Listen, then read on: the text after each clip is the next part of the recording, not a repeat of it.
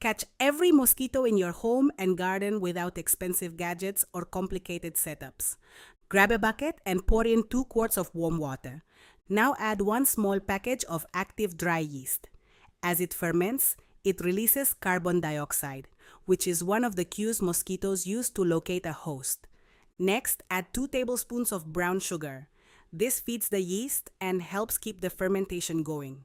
And add 1 tablespoon of liquid dish soap. It breaks the surface tension of the water, making it harder for mosquitoes that land on it to escape. Give everything a gentle stir. Now place the bucket inside a box with a small opening. This helps direct mosquitoes toward the container while keeping the setup out of sight. Set it in areas where mosquitoes are most active, like patios, gardens, or other shaded outdoor spots. As the yeast continues releasing carbon dioxide, mosquitoes are drawn toward the trap. Over the next several days, you may notice fewer of them buzzing around your favorite outdoor areas. If this helped you, save it now so you don't lose it later.